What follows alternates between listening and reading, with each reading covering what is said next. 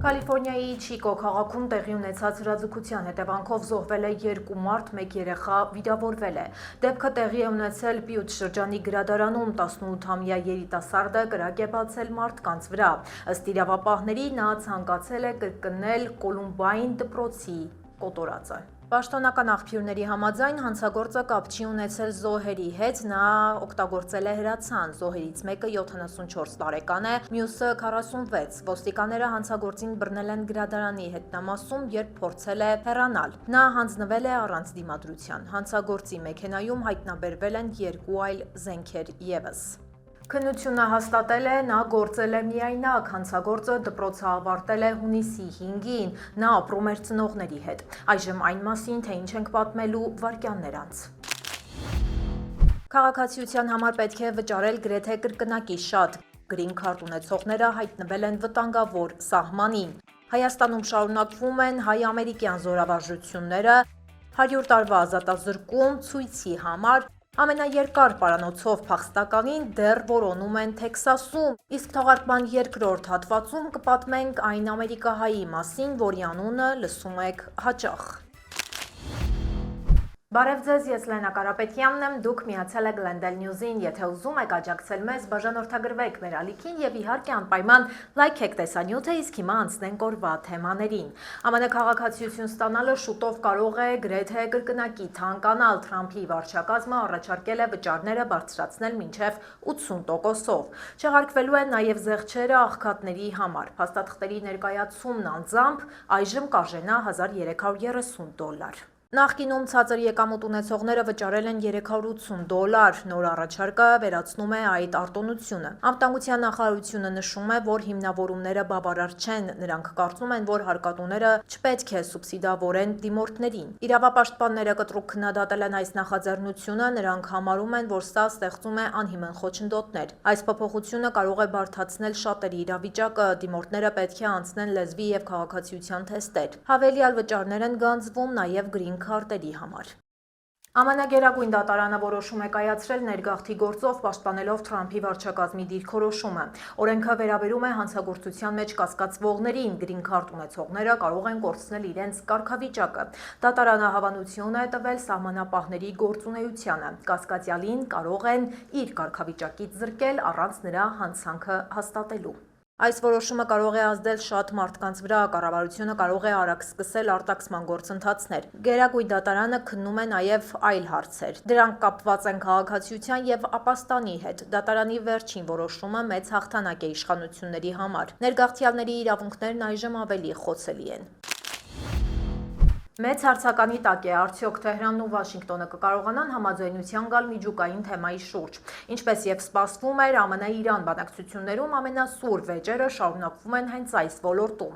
Թեհրանը հերքում է, թե համաձայնել է միջազգային տեսուչներին երկիր թողնել, Թրամփն էլ սպառնացել է անհապաղ դադարեցնել բոլոր բանակցությունները, եթե այդ հարցում համաձայնության չգան։ Փոխարենը դրական տեղաշարժ կա Հորմուզում, նեղուցով նավերի տեղաշարժը նկատելի ակտիվացել է։ Սկսվել է նավթի հոսքը դեպի միջազգային շուկա։ Ամիսներ շարունակ Հորմուզում փակված նավաստիներն էլ վերջապես տուն վերադառնալու հնարավորություն ունեն։ Միջազգային ծովային կազմակերպությունը պլանավորում է առաջիկա օրերին դուրս բերել շուրջ 11000 նավաստու։ Իսկ Լիբանանում իրավիճակը մնում է չափազանց լարված։ Իսրայելի եւ Հեզբոլահի միջև բախումները շարունակվում են։ Իրանը պահանջում է ամբողջական հրադադար Լիբանանում, կարծես դրան դեմ չէ նաև Ամերիկան։ Սակայն իրավիճակը դեռ չի հանդարտվում, Իսրայելն էլ հերթական անգամ է հաստատել, որ մտադիր չէ այս փուլում դադարեցնել ռազմական գործողությունները եւ իր զորքերը հանել Լիբանանի գրաված տարածքներից։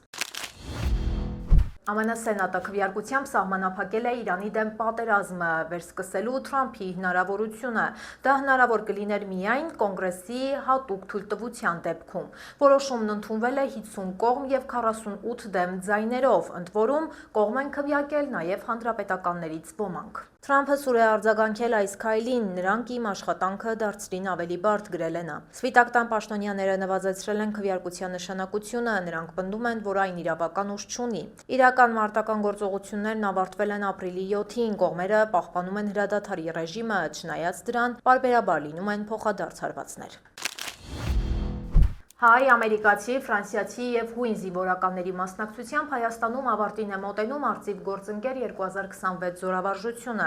Սա ռազմական ոլորտում Հայաստան ԱՄՆ ամենածանրակշիռ ծրագրերից մեկն է։ Մասնակիցների հիմնական կորիզը կազմում են հենց հայկական ու ամերիկյան ուժերը, իդեմս Հայաստանի զինված ուժերի, խաղաղապահ բրիգադի և Կանզասի ազգային գվարդիայի։ Զորավարժությունների հիմնական նպատակը խաղաղապահական առաքելությունների ժամանակ գործողությունների կատարելագործումն է։ Վարժանքների ընթացքին տեղում հետևում են Պաշտպանության նախարարության պատասխանատուները, նաև մասնակից երկրների դիվանագիտական ներկայացուցիչները։ Արծիվ գործընկերը դարձել է ամենամյա զորավարժություն, այն մի կողմից նպաստում է խաղաղապահ ստորաբաժանումների պատրաստվածությանը, մյուս կողմից համարվում է Հայաստանի զինված ուժերը կատարելագործելու արևմտյան փորձին գործնականում ծանոթացնելու ծրագրերից մեկը։ Տեքսասում 8 ցուցարարներ երկարատև ազատազրկման են դատապարտվել, նրանք մասնակցել են միգրացիոն կենտրոնի մոտ տեղի ունեցած միջադեպին։ Դատախազությունը դա որակել է որպես ահաբեկչական ակտ, գլխավոր մեղադրյալը ստացել է 100 տարվա պատիժ, մյուսները դատապարտվել են 30-ից 70 տարվա ազատազրկման։ Դատախազները նրանց կապել են Անտիֆա կազմակերպության հետ։ Այս խումբը պայքարում է նեոնացիստների դեմ։ Թրամփի վարչակազմը այն համարում է ահաբեկչական կառույց։ Մեղադրյալները հերքում են իրենց կապը այդ կազմակերպության հետ։ Այս գործը մեծ հնչեղություն է ստացել ԱՄՆ-ում։ Քննադատները վախենում են բողոքի ակցիաների սահմանափակումից, հիմնավորելով, որ խոսքի ազատությունը պաշտպանված է սահմանադրությամբ։ Քովիդի պատվաստանյութերի մասին հետազոտությունը վերջնականապես հրապարակվել է, այն ավելի վաղ արգելել էր հիվանդությունների վերահսկման և կանխարգելման կենտրոնի տնօրենը։ Հոդվածը ցույց է տալիս պատվաստանյութերի իրական արդյունավետությունը, դրանք կիսով չափ են նվազեցրել ծանր դեպքերի հավանականությունը։ Հետազոտողները համեմատել են պատվաստված և չպատվաստված հիվանդներին։ Արդյունքները վկայում են հոսպիտալացման ռիսկի 55%-ի նվազման մասին։ Փորձագետները կարծում են, որ այդ գնահատականի վրա նաև քաղաքական միջամտությունն է ազդել։ Առողջապահության նախարար Ռոբերտ Քենեդի կրտսերը չի թաքցնում, որ ինքը դեմ է պատվաստանյութերին։ Մի քանի ֆուտբոլային լուր։ Քրիշտիանո Ռոնալդոն սահմանել է նոր պատմական ռեկորդ, նա գոլ է խփել աշխարհի 6 առաջնություններում։ Նման բան ֆուտբոլի պատմության մեջ չի եղել։ Այս նվաճումը գրանցվել է Հյուսթոնում կայացած Պորտուգալիա-Ուզբեկստան խաղի ժամանակ։ 41-ամյա մարզիկը դարձել է աշխարհի առաջնության երկրորդ ամենատարեց ռմբարկուն։ Ռոնալդոյի համար այս առաջնությունը կարող է լինել վերջինը, նա նախկինում հաղթել էր Եվրոպայի առաջնությունում, իսկ ակումբային կարիերայում նա 5 անգամ նվաճել է Չեմպիոնների լիգան։ Ռոնալդոյի հաշվին այժմ կա 9 գոլ ընթացիկ մրցաշարում։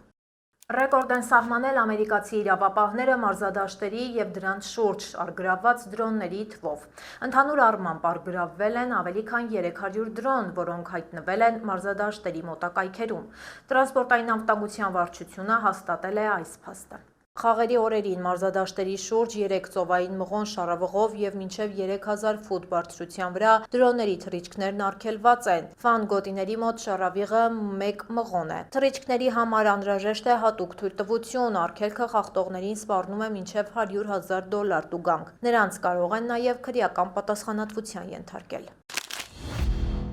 ԱՄՆ անվտանգության նախարարությունը փոխել է Իրանի թիմի համար սահմանված կանոնները։ Իրանցի ֆուտբոլիստները հաջորդ խաղից առաջ կստանան լրացուցիչ ժամանակ։ Նրանք Սիեթլ կժամանեն խաղից 2 օր առաջ։ Նախկինում Իրանի հավաքականը կարող էր հանդիպման վայր ժամանել միայն խաղից 24 ժամ առաջ։ Իրանի ֆուտբոլի ֆեդերացիան նախկինում բողոքել էր վատ վերաբերմունքից։ Նրանք պատրաստվում էին պաշտոնական բողոք ներկայացնել FIFA-ին։ Իրանի հավաքականն ապրում է Մեքսիկայի Տիխուանա քաղաքում, նրանք ժամանում են հանդիպման վայր, խաղում և անմիջապես վերադառնում Մեքսիկա։ Սիեթլում կայանալիք հանդիպմանը Իրանը կմրցի Եգիպտոսի հետ, հաղթանակի դեպքում թիմը կանցնի հաջորդ փուլ։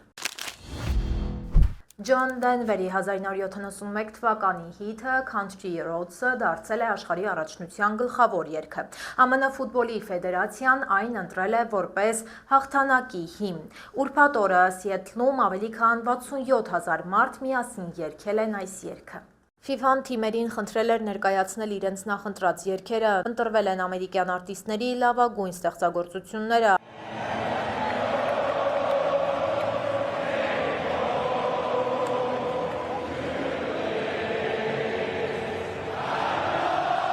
Այս երգը դարձել է ամենատարածվածը, գրավելով ոչ միայն ամերիկացի, այլև հազարավոր օտարերկրյա ֆուտբոլասերների։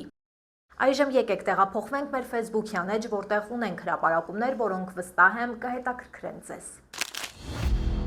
Ռեկորդային 6.5 միլիարդ դոլարի չափով խարդախությունների դեպքեր են բացահայտվել առողջապահության ոլորտում։ Չարագործները գողացած գումարները ծախսել են շքեղ առանձնատների, թանկարժեք Ֆերարի եւ Մազերատի մեքենաների վրա։ Բացահայտվել են նաեւ անհավանական այլ գնումներ, օրինակ $865,000 արժողությամբ մեկ վզնոց։ Խարդախները օգտագործել են տարեց հիվանդների անձնական տվյալները, նրանք կեղծ պահանջներ են ներկայացրել պետական Medicare եւ Medicaid ծրագրերին։ Մեղադրանք է առաջադրվել 455 անձի, որոշ կասկածյալներ փախել էին արտերկիր։ Այժմ նրանք վերադարձել են ԱՄՆ պատիժը կրելու համար։ Կառավարությունը փոխում է իր աշխատելավոճը։ Այժմ ավելի ակտիվ են օգտագործում արհեստական բանականությունը, այն կանխում է կեղծ գործարքները մինչև վճարումը։ Դաշնային դատարանը արգելել է սննդային սահմանափակումները սննդի օժանդակության ծրագրի SNAP-ի համար։ Խնդիրն այն է, որ Թրամփի վարչակազմը ցանկանում էր արգելել այդ ծրագրի շրջանակում քաղցր մթերքների գնումը։ Սահմանափակումներն ուժի մեջ էին արդեն 23 նահանգներում։ Դատարանը որոշել է, որ իշխանությունները չունեն դա արգելելու իրավունք։ Ծրագիրը օգնում է 42 միլիոն կարիքավոր ամերիկացու,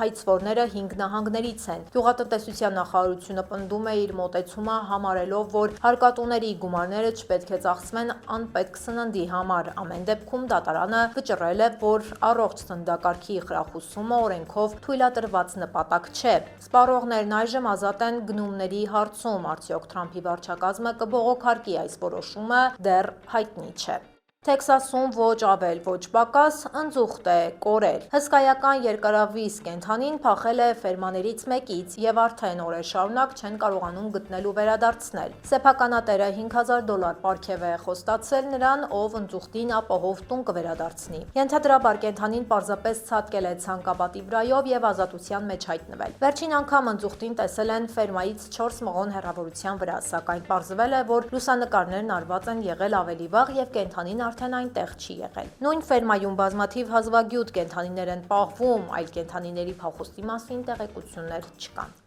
Ես ձեզ հրաժեշտ եմ տալիս, թողարկումը կշարունակի Մանու Հարությունյանն ու կպատմի, թե ով է Ալեքսի Սոհանյանն ու ինչպես է հասել հաջողությունների։ Բարև ձեզ։ Այսօր պատմելու եմ մի ամերիկահայի մասին, որի ստեղծած հարթակը ամեն օր օգտագործում են միլիոնավոր մարդիկ։ Ալեքսի Սոհանյանը հայտնի է որպես Reddit-ի համահիմնադիր, ներդրող եւ տեխնոլոգիական ձեռնարկատեր։ Նրա պատմությունը հետաքրքիր է ոչ միայն բիզնեսի, այլև հայկական արմատների պատճառով, թե ինչպես է ներգաղթյալների ընտանիքի ժառանգը դարձել Սիլիկոնյան հովտի ազդեցիկ դեմքերից մեկը, պատմելու եմ առաջիկա րոպեներին։ Ալեքսիս Քերի Օհանյանը ծնվել է 1983 թվականին Նյու Յորքում։ Նա ԱՄՆ չի տեղափոխվել, այլ ծնվել ու մեծացել է այստեղ։ Նրա հայրը Քրիս Օհանյանը հայկական ծագում ունի, իսկ նախնիները Միացյալ Նահանգներ են հասել Հայոց ցեղասպանությունից հետո։ Մայրը Անկե Օհանյանը գերմանական արմատներ ունի։ Ալեքսիսը կրթություն է ստացել Վիրջինիայի համալսարանում, որտեղ էլ ձևավորվել են նրա առաջին բիզնես գաղափարները։